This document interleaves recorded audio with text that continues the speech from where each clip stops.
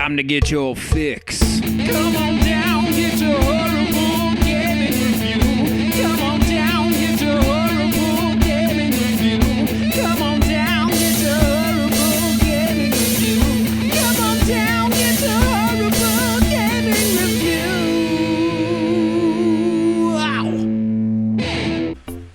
Wow. Hello, my name is Zachariah with Old Man Gaming, and I am here with another horrible game review.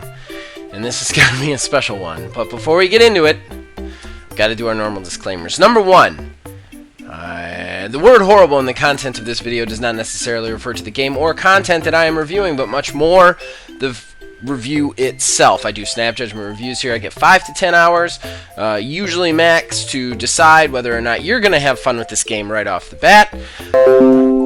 That, coupled with the fact that I think this is one of the most subjective forms of art, means that I don't give scored reviews. Instead, I'm going to tell you what the game is, what its pros and cons are from my point of view, as all reviews are, and then whether or not I'm going to be sticking with the game outside the purposes of this review. Now, permit me a slight digression before we get into this, because today's review is a game that was requested by me. I think this is the 4th request I have ever done in the history of these. Not because I don't do requests. I do requests happily. You can let us know on Discord or even comments below what you'd like me to review next. But, and the only caveat being I have to be able to get it for free or it be a game that I was going to purchase anyway. This one is Pupperazzi. And whenever I am requested a game, it is anxiety-inducing because I have to really look at the game and try to do the review as best as possible, because it's not just something I chose to do one day, it's something somebody asked me to do, and for some reason, I don't know why, but this is the second time. The first time, well, not the second time, I think it's like the 3rd or 4th, but the last time I did this, I did Lawn Mowing Simulator, and it was another one that I really deep dived into. I even added stuff in post, just because I didn't think I did it thoroughly enough, for what I'm sure is just people trying to play a joke on me by making me review a game that is rather silly. But nonetheless, I have a job to do, and promises were made. This came to Gamepass. That means I am reviewing Pupperazzi. What is Pupperazzi?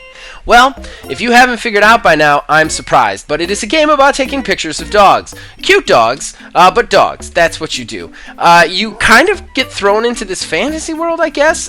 There's no explanation for the plot of this. Just dogs start talking to you and start asking you for photos of other dogs, which in itself is kind of weird.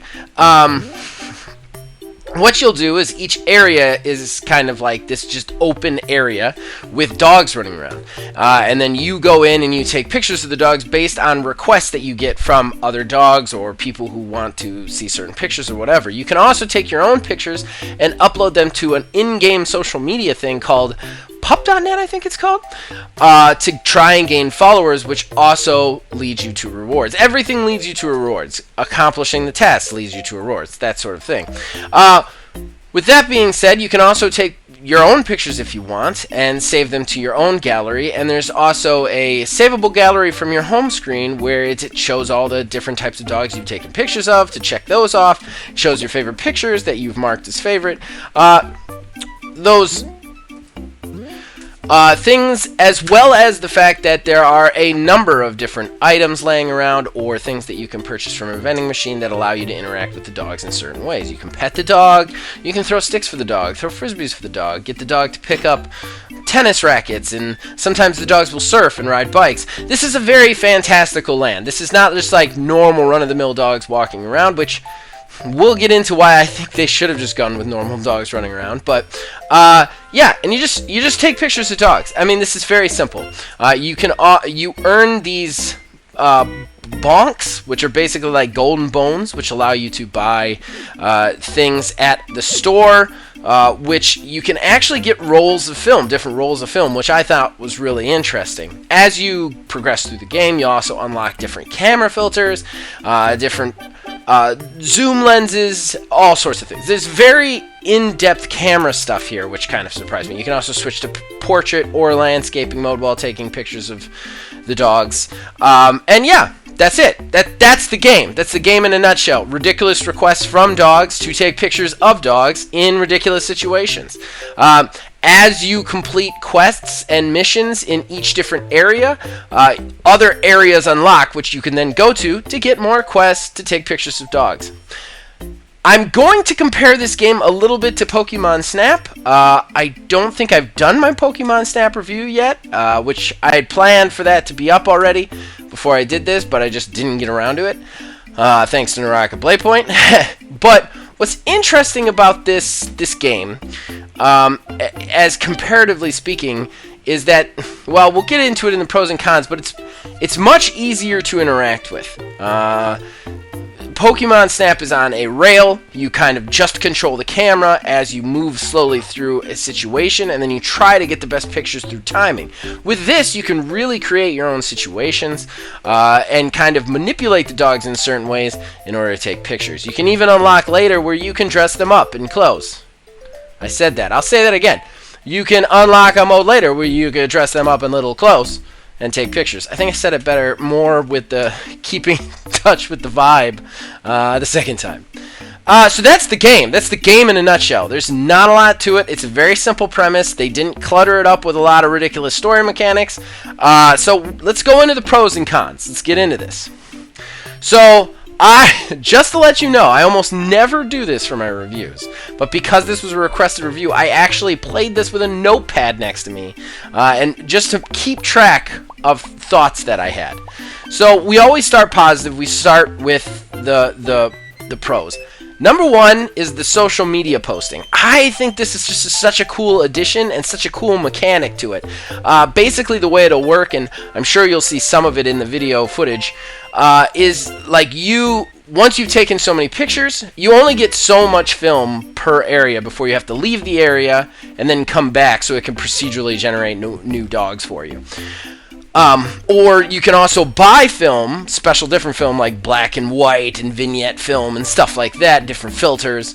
But you always run out of film at some point.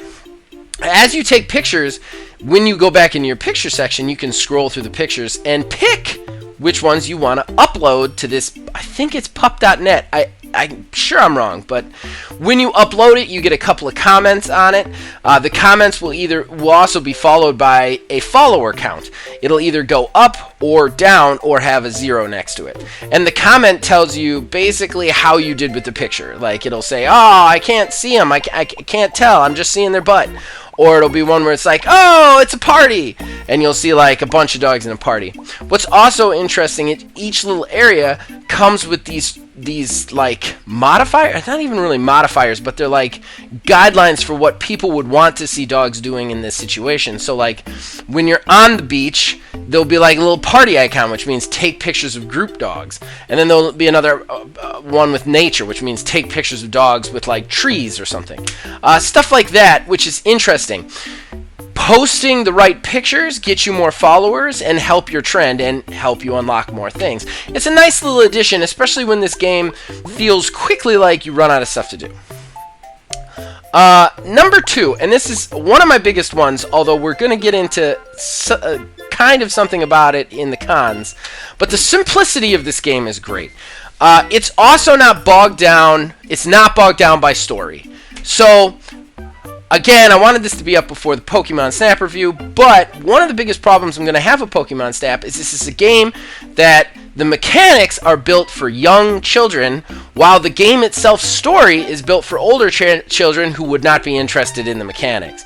There's just so much heavy-handed story in Pokemon Snap that it's like, I mean, watching it through the eyes of my 5-year-old, of course she doesn't want to play it, because she gets to take pictures for like 2 minutes, and then she has to wade through, 10 to 15 minutes of cutscenes and dialogue when she's not even a great reader because she's only 5. This game does away with all of that. You're in an area, this is how you move, this is how you take pictures, this is what they want, go do it. Or just take pictures of dogs, if that's what you want to do.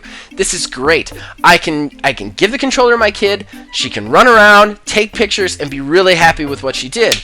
That's something that I really enjoy here, and that is a huge pro for this, is that you could play this with a kid, and they would get it, without you necessarily having to be present.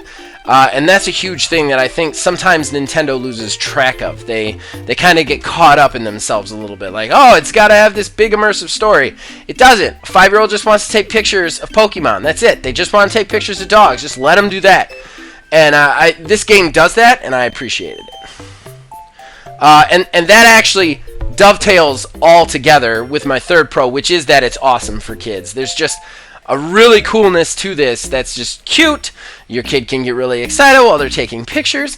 I think in some ways this is a little bit too simple for us adults. There's just not enough to it, really. I mean, still, I'm not saying you won't take enjoyment from it, but I mean, I necessarily didn't, but that's not because I thought it was bad. It's because this is definitely not made for me. But your kid will, and that's what I like about it.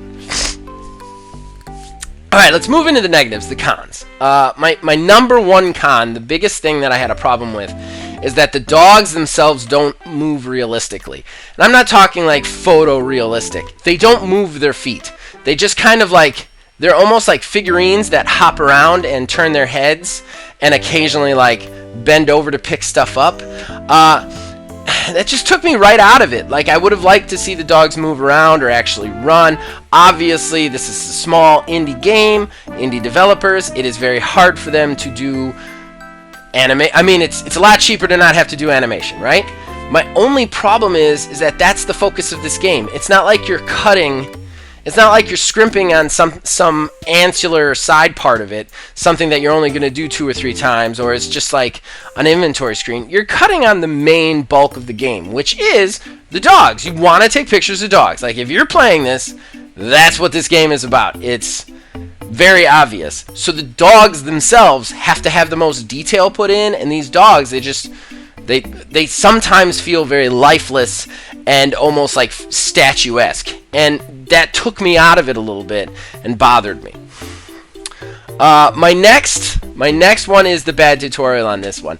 Look, I'm a smart guy. They don't tell you anything right off the bat. They tell you barely how to take pictures, and then they just kind of let you to it. It took me a while to even figure out how to leave an area. It just says, okay, you can leave the area now. It doesn't tell you that there's a tab in a certain menu all the way to the right that says leave area. It just says leave the area, like you're supposed to know. There's a lot of stuff like that with the tutorial that it just kind of lets you down. It doesn't really inform you how to play the game. It does tell you certain things, like how to pick stuff up and how to take pictures on its base level, but other stuff, it's like, how do I turn in missions? It doesn't really tell you how to do that. So I kept going back to the same dog and trying to talk to it. It wouldn't let me talk to it till I figured out I had to like actually complete it in a checklist on a different menu.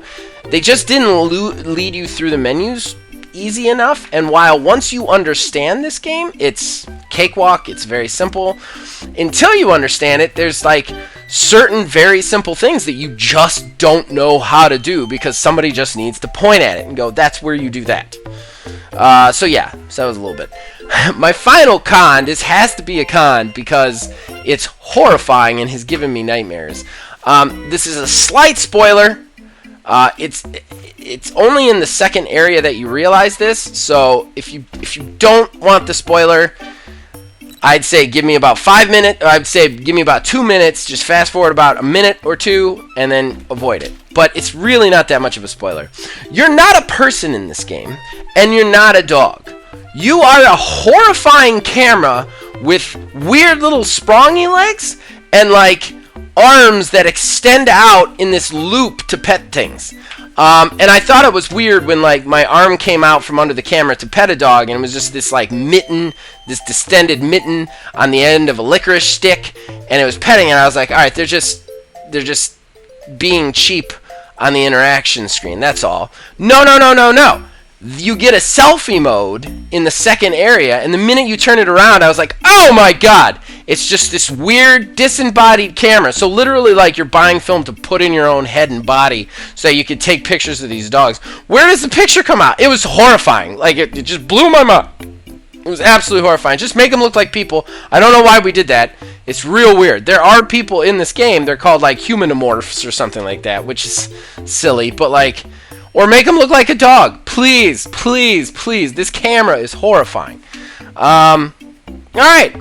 So whether or not I'm going to stick with it, No, I'm not going to stick with this game. I mean, it's not for me. It really isn't. Like, taking pictures of dogs, it's just not... There's nothing relaxing. There's nothing satisfying for me. The dogs don't really move. Like, there's just nothing to it that would interest me. I'm not saying it won't interest other people, and I'm definitely not saying that this is an indication that this is a bad game.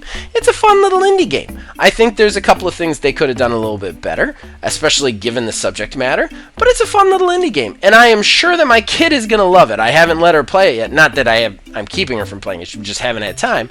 And I'm sure she's going to love it, which is why I will probably be keeping it on my computer indefinitely. So, yeah. There you go. Hope that helps you guys. I want to thank Kayla Simpson for the request. And just want to say again, if any of you out there want to request me to review a game, as long as it is in Gamepass, or it is a game that I already own or am going to buy, obviously that's not something you would know, but feel free to request it. If I can review it, I will review it. I always have and I always will. Other than that, you can tell me if I'm wrong or I'm right down in the comments below. You can also contact us on Facebook at OldManGamingDH, on Twitter at OldManGaming9. You can join our Discord. Link is in the description below, and you can influence this and all of our shows from there. And ladies and gentlemen, as long as you keep watching and listening, we'll keep making them. See you guys next time.